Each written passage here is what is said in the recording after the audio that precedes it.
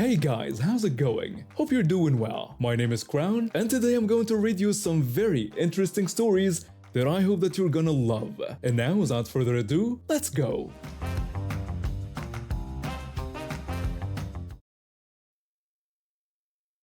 I work at this restaurant that rhymes with Joe's for about 2 years now. The pay is decent enough, but the hours are brutal. I typically get off around 1 a.m., tired from being on my feet all day, dealing with demanding customers, and smelling like fryer oil. All I want by the end of my shift is to get home, shower, and go to bed. Last night was rough. We had a large party come in right before closing, and they stayed for nearly 2 hours after we were supposed to lock up. By the time I finally clocked out, it was almost 2 a.m., and I was dead on my feet. The drive home is usually peaceful that late at night. The roads are empty, and it gives me time to decompress before I get home. But not last night. As I was approaching my apartment complex, a truck and a sedan that had been behind me suddenly sped up and cut me off. I didn't really react much beyond a slight eye roll. People drive like jerks sometimes, whatever. But then I noticed they were turning into my apartment complex too. My apartment complex is ridiculous. The designers must have been drunk when they planned it because it's like a labyrinth. There's only one entrance, and you have to wind through this confusing series of turns to get to the actual parking areas. Because of this design, I ended up stuck behind these two vehicles, crawling along at a snail's pace. The sedan, which was in front, pulled into a spot first. The truck continued forward, passing a perfectly good empty spot. I didn't think twice and pulled right into it. It was a clean park, not crooked, plenty of room on both sides, nothing unusual. That's when all hell broke loose. The truck started honking continuously. I could hear the driver screaming something through her window, but I couldn't make out what she was saying. I grabbed my bag and got out of my car, ready to head up to my apartment and finally get some sleep. The woman in the truck rolled down her window and started yelling at me. She told me that I moved my car immediately, claiming that she was going to park in that spot. I was tired and in no mood for this nonsense. I simply told her there were plenty of other spots and apologized half-heartedly. When I started walking away, I noticed the guy from the sedan jogging over. Great! The man approached me and told me that I needed to move my car. He said the woman was his wife and that she had intended to park in that spot. I told him that I was really tired and pointed out that there were many other spots available just a little further in. I said I was going home now. He stepped closer to me, getting right in my face, and told me once more to move my car. I put my hand in my jacket pocket, gripping my keys. I warned him to back off or I would call the police. He said that if he had wanted to beat me up, he would have already done so. I took out my phone, but before I could do anything, the woman had already gotten out of her truck and was on her own phone. The woman said she was calling the police right then. She said that I had stolen her parking spot and was threatening her husband. I couldn't believe it. They were calling the police over a parking spot. At 2 a.m., I stood there as she reported her emergency to the dispatcher. While we waited for the police to arrive, I tried to calm things down. I apologized if I had taken a spot she wanted and said I hadn't realized she was planning to park there since she had driven past it. I pointed out again that there were plenty of spaces just a little further in. The woman dismissed my explanation, saying it wasn't about the parking spot. She said I had been aggressive toward her and made her feel uncomfortable. I reminded her that I had simply walked away from her and it was her husband who had threatened me. She justified her husband's behavior by saying that, of course, he had acted that way because she was a girl. She added that I had my hand in my pocket and was being rude, which had scared her. The mental gymnastics this woman was performing were Olympic level. She was twisting everything around to make herself the victim. About 15 minutes later, a police car pulled up. Two officers got out, looking annoyed to be called out for something so trivial. The couple immediately launched into their version of events, talking over each other about how I had stolen their parking spot and then threatened them. When it was my turn to speak, I explained what happened. I told the officers that I work late shifts and just wanted to park and go home, that I didn't know the woman intended to take that spot since she had driven past it, and that her husband had approached me in a threatening manner. The officers looked tired. One of them sighed deeply. The officer asked me if my car was legally parked, and I said yes. Then he asked if I was a resident there, which I also confirmed. The officer then turned to the couple and told them they needed to either find another parking spot or leave the premises. He told them that stealing a parking spot wasn't a crime. The woman was indignant and asked about how I had supposedly threatened them. The officer replied that from what they could gather, no threats had been made. He said this was a civil matter at best and a waste of police resources. He asked them to move their vehicle and let everyone get on with their night. The husband started to argue, but the second officer cut him off. The second officer told the man that this wasn't up for debate. He told him to move his vehicle now, or they would issue a citation for obstruction. The couple finally gave up. As they walked back to their truck, the woman looked at me angrily. They drove off deeper into the complex, and I never saw where they finally parked. The officers nodded and left. I walked up to my apartment, now even more tired than before, but satisfied that their entitled behavior hadn't paid off. I'm just hoping I don't run into them around the complex again. Some people really will call the police over anything.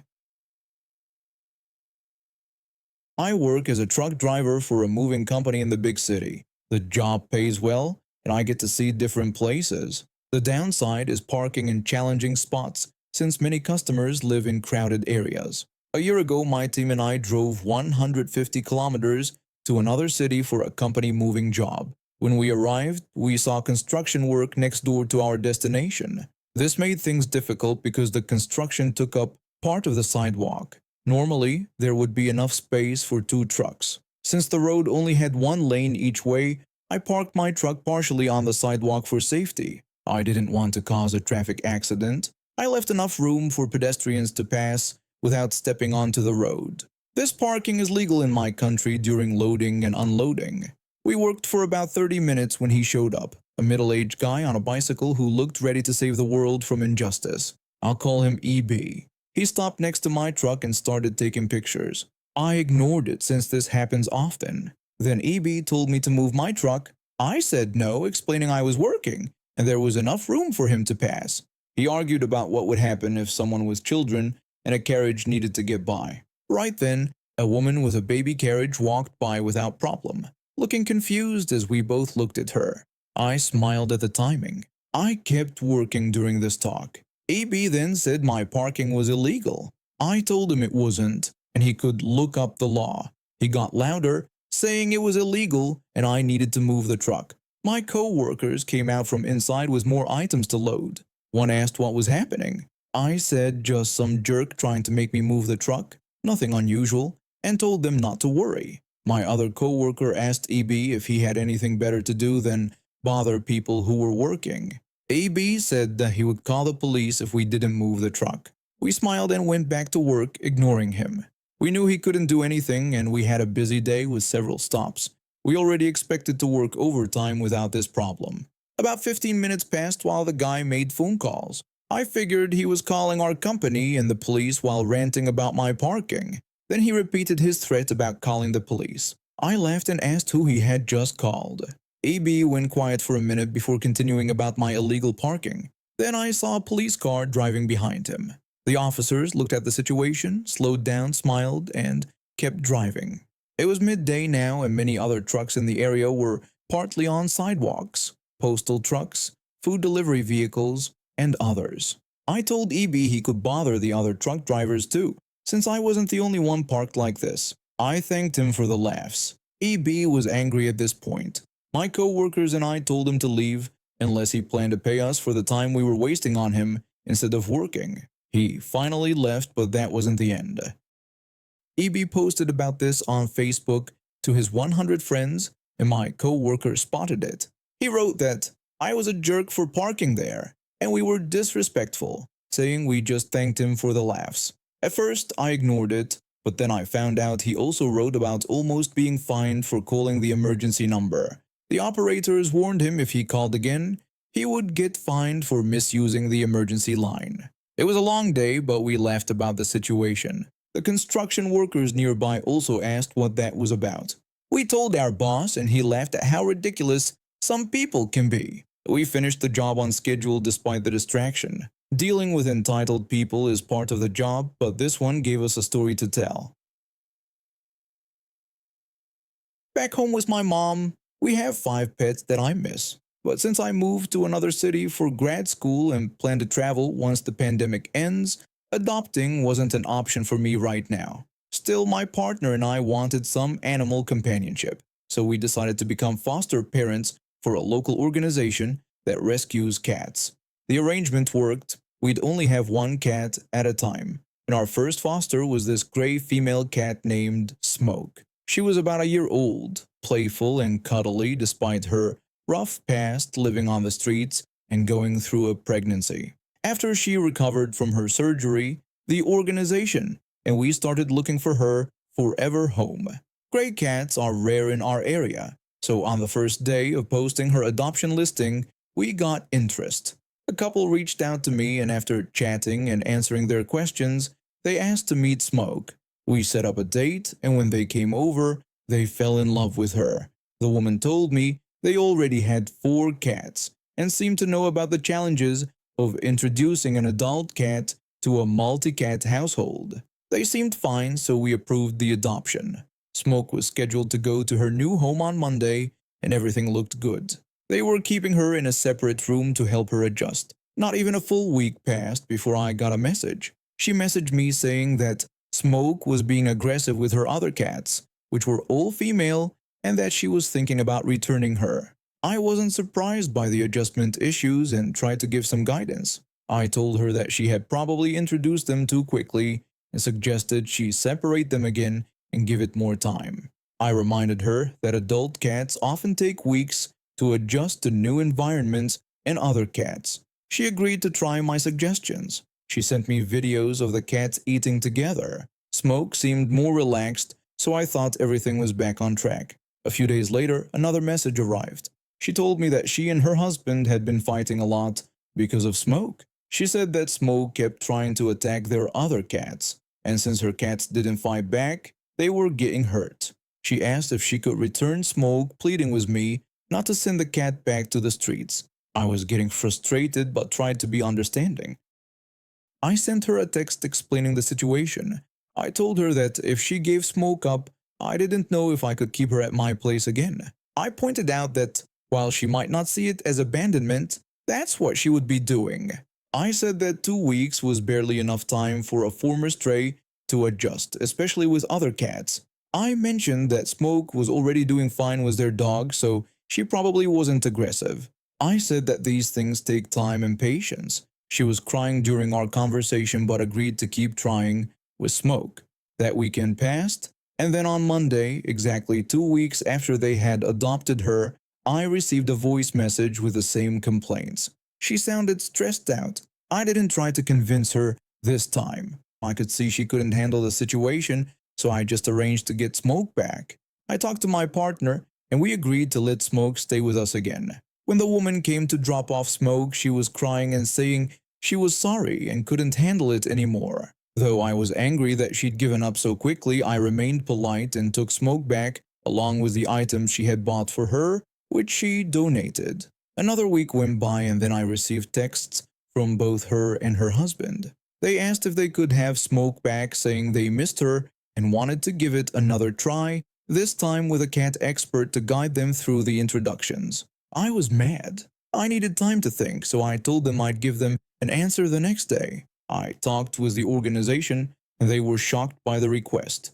They agreed with my decision not to return Smoke and suggested I be the one to tell this, since I had been the main contact. I wrote a message explaining why I wouldn't be returning Smoke to them. I said that, while I believed they had good intentions, they weren't prepared to handle the situation, and I didn't want to risk Smoke going through this again, only to be returned later. I said they might regret their decision, but it was something they would have to deal with. I also asked them not to contact me again because I was worried she might be persistent. What happened next was unbelievable. She lost it. She contacted the organization, and though they tried to explain that they weren't changing their minds, she wouldn't accept it. Then she sent me a text. She sent me an angry message saying I didn't give the cat a chance. She called me crazy and cold-hearted. She threatened to blast the organization across social media which worried them since they're small and depend on their reputation. I thought her behavior would end there, but no. She took things to another level. She threatened to call the police and make a false report claiming that she had just left the cat with me temporarily because she was going on a trip and that I had stolen the cat from her. The audacity of this woman. I freaked out a bit because I had deleted our WhatsApp conversation and was trying to recover it. She even contacted her district attorney friend and told her the same false story. Her friend talked directly to the organization's attorney. I managed to find some screenshots where she clearly stated she was surrendering the cat to us. When presented with this evidence, the DA apologized and backed off. This all happened yesterday, and while I don't think she's going to try anything else, who knows with someone this unstable. Never delete your WhatsApp conversations because some people are just plain crazy when they don't get their way.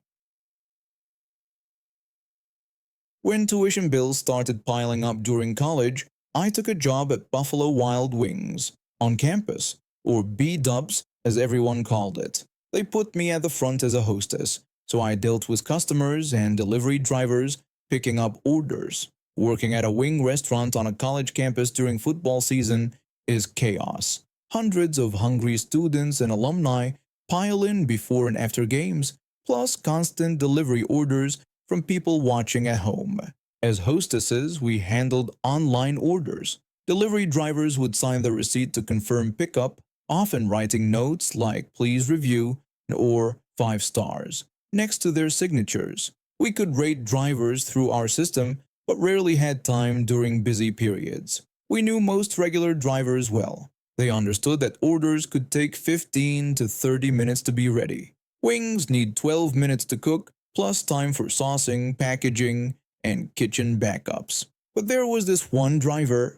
We called him the Huffman behind his back because he huffed and puffed while waiting for orders. The first time I met him, he stormed in for an order placed 3 minutes earlier and acted shocked when told it wasn't ready. I told him the order had just come in and would take about 20 minutes since we were in a rush. He complained that he had other deliveries to make. I explained that wings take time to cook and offered him the option to wait or come back. He stood directly in front of the counter, sighing loudly every 30 seconds, checking his phone and glaring at me like I controlled how fast raw chicken cooks. This happened almost daily. We'd tell him the wait time, he'd make a scene and hover around making everyone uncomfortable until his order was ready. I once reminded him that we don't control kitchen prep time. He said maybe someone should, that we were costing him money. Sometimes he'd be just snippy. Other times, during rushes, he'd make loud comments about our incompetence that customers could hear.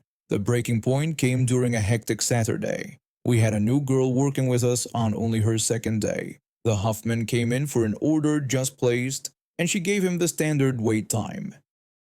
The new girl told him the order was placed 5 minutes ago and would take around 25 minutes since we were busy. The Huffman got angry, asking if she understood how delivery works and saying he didn't get paid to wait for us to figure out our jobs. His voice got louder until he was shouting. The poor girl turned away with tears in her eyes. I stepped in. I told him to calm down and reminded him we'd explained this process many times. I suggested he could unassign from the order if he didn't want to wait. He dismissed me and demanded we get the order ready. He stood there for the next 20 minutes until his order was ready. When it came up, he snatched the bag from my hands and stormed out, leaving his receipt with his usual PL's review on it. I comforted the new girl afterward. I was livid. We had no control over how fast wings cook. We were understaffed, overworked, and doing our best. That night, it slowed down around 10 p.m. While organizing receipts, I noticed the Huffman's signature and review request. That's when it hit me. He always asked for reviews, but we never gave him any. I searched his name from the receipt in our tablet. I could access every order he'd ever picked up from us and rate drivers after the fact, going back months. I went through each order. 1 star, 1 star, 1 star. For every order he'd picked up from our restaurant, I left at least 30 1-star reviews. Driver ratings are a big deal in delivery apps. Your rating is an average of all reviews, and if it drops too low, below 4.3 on most apps, you can get deactivated. A bunch of one-star reviews could damage someone's livelihood. Did I feel bad? For a second. Then I remembered him making our new girl cry and all the times he'd been rude, and I didn't feel bad anymore. A few days later, the Huffman came for another pickup. I expected the usual attitude, but something was different. He walked in calmly and spoke in a voice I barely recognized. He asked about an order for someone named Jessica. I said I'd check and told him it had just been placed, so it would take about 20 minutes. I waited for the explosion. Instead, he nodded. He said it was no problem and he'd wait out of our way. He thanked me for checking. He smiled and sat in our waiting area. No pacing, no sighing, no glaring. When his order came up, he approached calmly. I told him the order for Jessica was ready. He thanked me for my help that day. When he signed the receipt, he wrote 5 stars please with a big smiley face. As he left, I smiled to myself. Someone had checked their driver rating and didn't like what they saw. I don't know if he figured out it was me, but he learned that treating service workers poorly has effects.